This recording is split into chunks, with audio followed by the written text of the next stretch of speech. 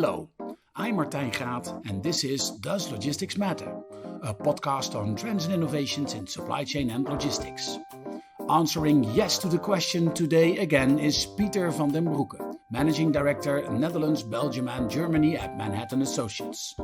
In this episode, we talk about the increased complexity of managing inventory, the difference between business-to-consumer and business-to-business supply chains, how linear supply chains have become supply networks, and how digitisation and the holistic approach supports executing at the speed of your customer. Please enjoy my conversation with Pieter van den Broecke.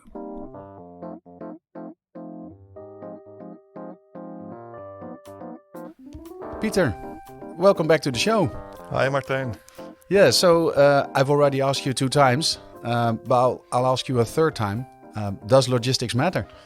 Logistics matter, Martijn. When you see how companies want to be as close to the customer as possible, logistics becomes a very important success factor in achieving that goal. So yes, it does matter.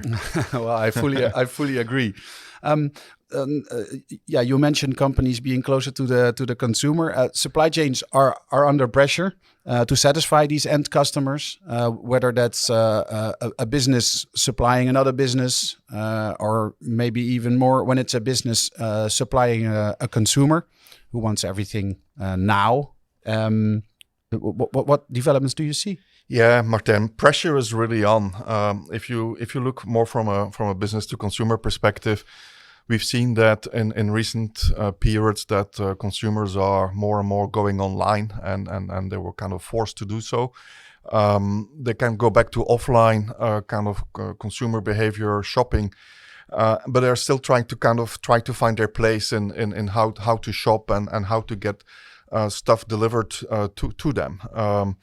It's trying to find the balance again. And what I see is that consumers are expecting much more from their offline experience.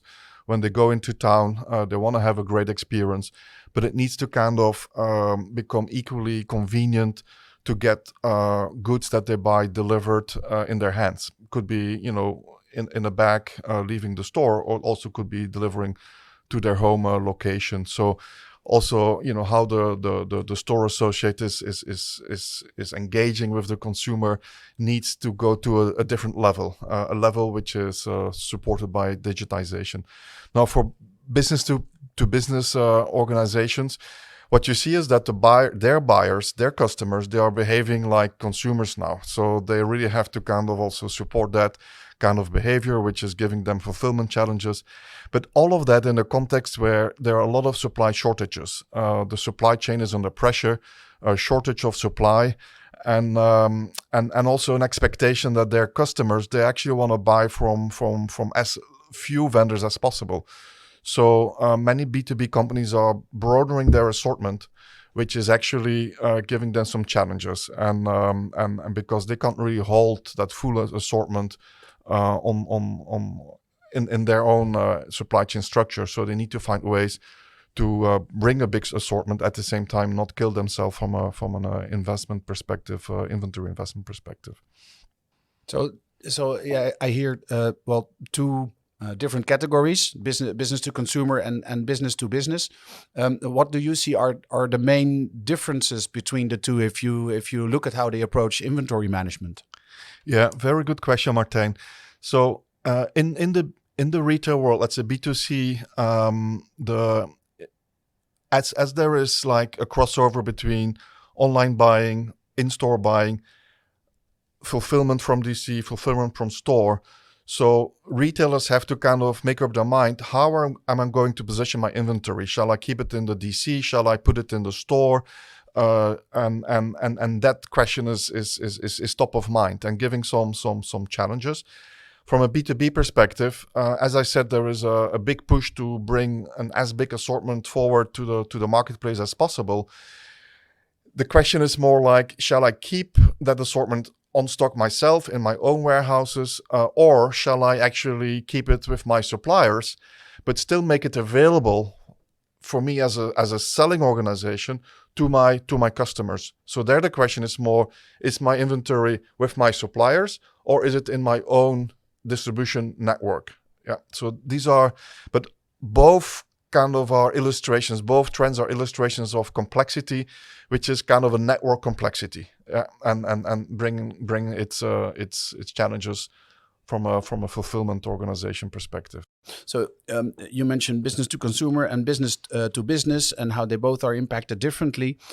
What is the impact of digitization on these new ways of managing inventory?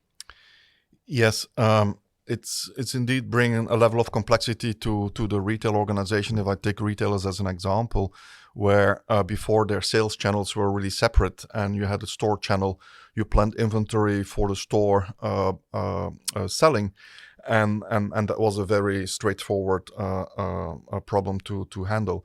And then separate from that, there was an online channel. Typically, you would fulfill your online orders from your DC. So now it's a crossover.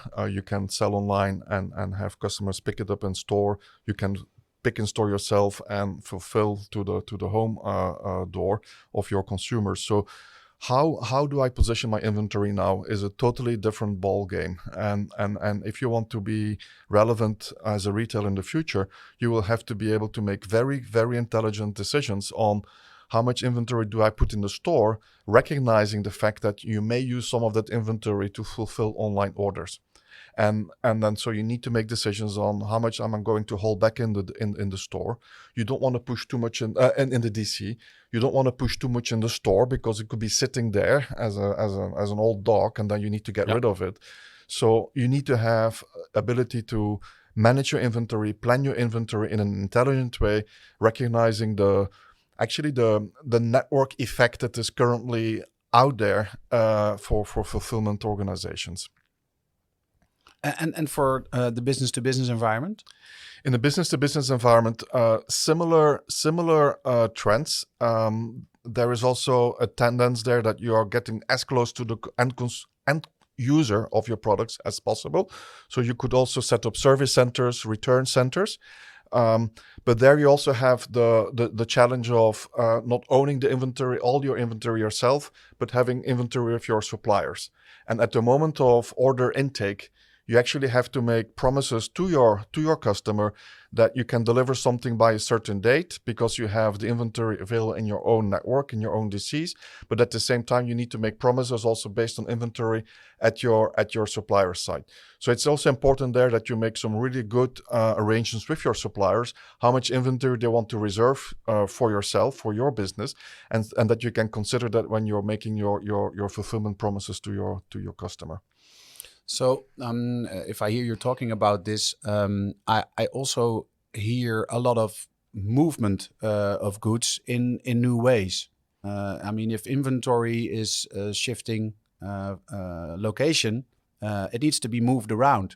How? So what's the impact on the transportation side of the business then? Yeah, impact on transportation is really big, and if you just look at it as a consumer experience, we often get multiple packages delivered at home, and you feel not very happy about that. So there is definitely a requirement where companies are consolidating, flow of goods, fulfillment streams, such that we are minimizing the impact on transportation. But impact on transportation is enormous. It's a factor of 10, I would say, with the current trend of micro fulfillment, of individual fulfillment to business to consumers, but also to business customers that are ordering more and more smaller orders just for one specific purpose, not for a long period of needs.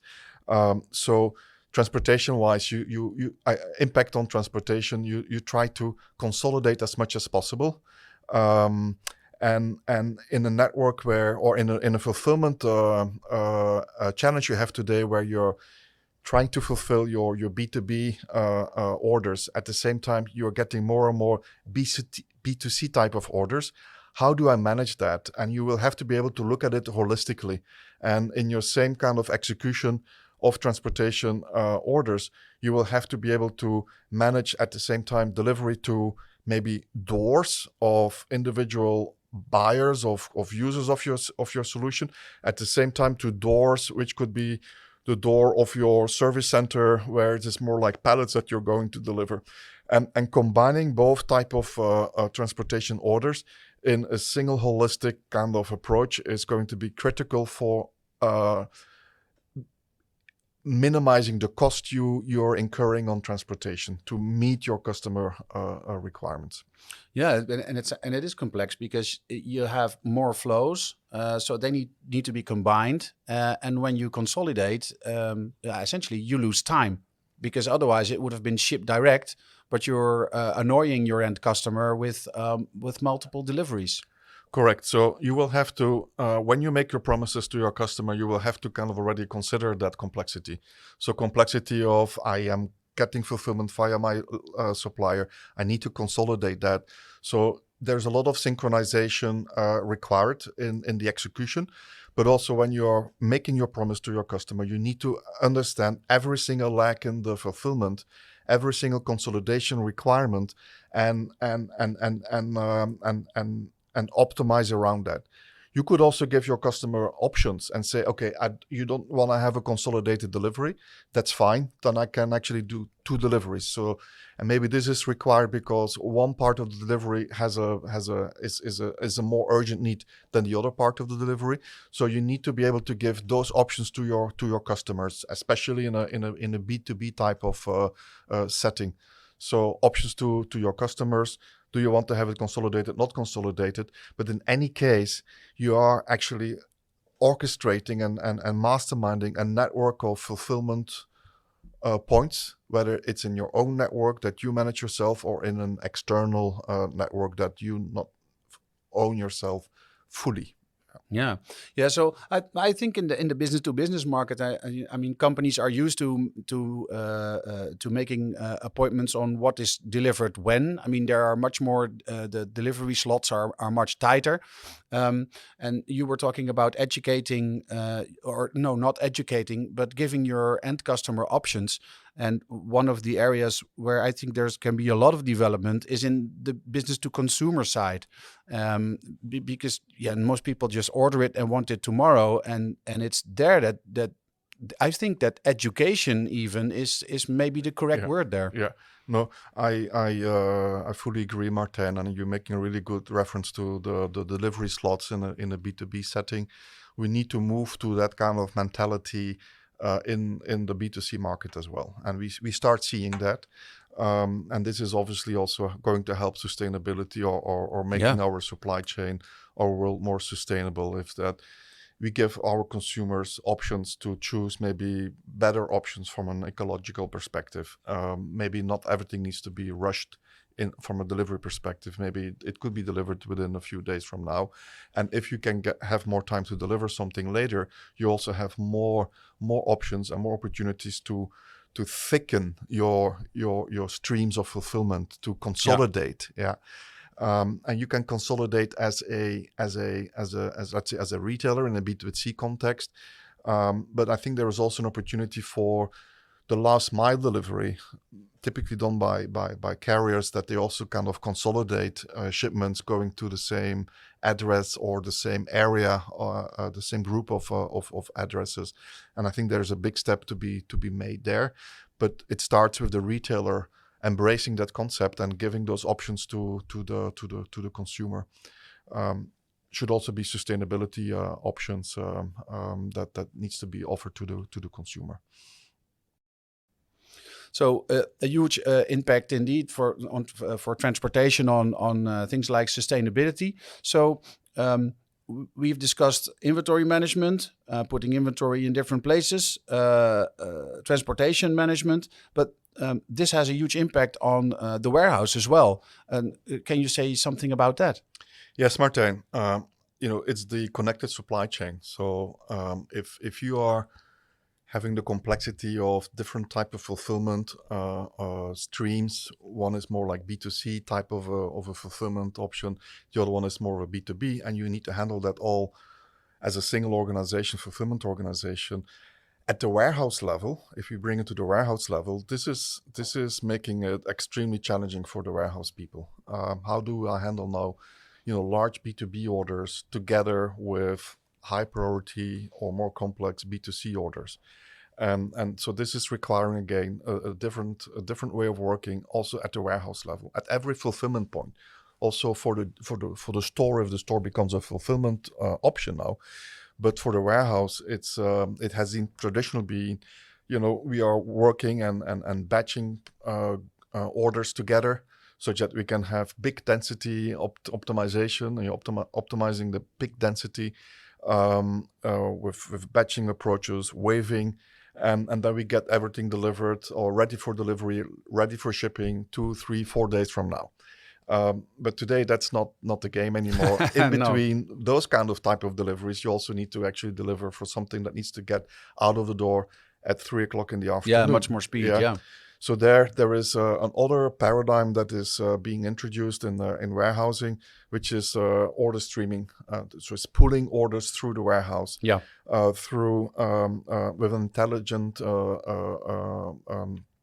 approach, where you are looking at cut-off time priorities, capacities in the warehouse, because also warehouses has bottlenecks from time to time, depending on the time of the season, the time of the day, the type of orders that you have to deal with. And now, so you need to have an intelligent way of understanding the bottlenecks, understanding the type of orders that you need to fulfill, understanding the cutoff times today or within a few days, and still trying to achieve optimality from a picking density perspective. So, and that's where Manhattan as a solution provider is really bringing innovation to allow companies to handle under the same roof, business to business type of streams at the same time as a business to C type of streams, even if it is in a B2B environment. Yeah, because from the moment the item is ordered, it flows through order management, it flows through warehouse management, inventory management plays a role, and then in the end it's delivered to somewhere. So transportation management comes into play as well. And you can imagine now that everything needs to go fast, everything is connected, you don't have time to lose, that any disruption anywhere in the fulfillment chain needs to be kind of handled and be broadcasted to other actors in that fulfillment chain. So if there's something going wrong in the warehouse, you need to instantaneously be able to kind of inform transportation that something is not going to be ready for shipment, so that transportation can adjust itself to accommodate that, and the other way around. Yeah. So transport optimization will also drive, and transportation needs will also drive the fulfillment needs in the warehouse. So there's a kind of in two ways, a bi-directional kind of propagation of information required to be able to meet the speed that the customer today is expecting from you as a fulfillment organization. So Pieter, you made it very clear that both the business to consumer and business to business organizations have big challenges when it comes to supply chains. Can you summarize the complexity of these fulfillment organizations, the complexity that they face? You're asking me a really nice question, Martin. Me asking to summarize it in one single sentence. Maybe I can summarize it in one single word. And this is, it's all about networks today. So where before the supply chain was linear and it was linear execution, today it's a network. And you need to manage a network of DCs and stores and pickup points from a B2C perspective, but a network of your own DCs, your service centers, your return centers, your suppliers when you have drop shipment type of models. And you need to manage that network from an inventory management perspective, like we discussed. Mm-hmm. Where do I place my inventory? In my own network, at my suppliers, in my stores, in my own DC, but also from a transportation perspective. How do I actually manage this network complexity? Managing all those streams, combining B2C type of deliveries with B2B type of deliveries. And how do I actually manage my promises when I'm accepting orders from my customers? B2C is 100%, maybe if it is online business, 100%, but also in B2B, 90% of orders are captured via digital channels today. So how do I make that instantaneous promise to my customer that something will be delivered by a certain date, recognizing all the expectations that the customer has from delivery slots, etc., and then orchestrating that in that network again of fulfillment options, my own DCs on my suppliers. So in a single catch-all phrase, today fulfillment has become a network challenge, and you need to be able to actually master the complexity of a network rather than executing at your own speed a serial supply chain execution. So in summary, Martijn, the true challenge today is that how do I execute at the speed of my customer in a network type of environment, in a holistic approach, versus in the old days, it was a linear execution of my fulfillment at my own speed. Is that a good summary? Yeah, that's an excellent summary, Pieter. Thank you very much for educating us on supply chain complexity and how to tackle it. It's a real pleasure, Martijn, and I'm looking forward to our next session. Thank you.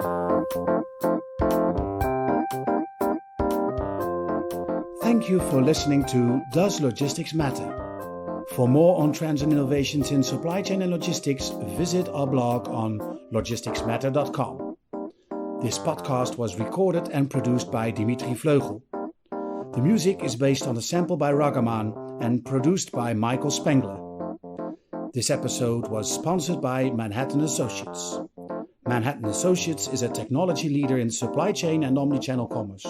They unite information across the enterprise, converging front-end sales with back-end supply chain execution. Their software, platform, technology, and unmatched experience help drive both top-line growth and bottom-line profitability for their customers. For more information, visit www.manh.com. That's MANH.com.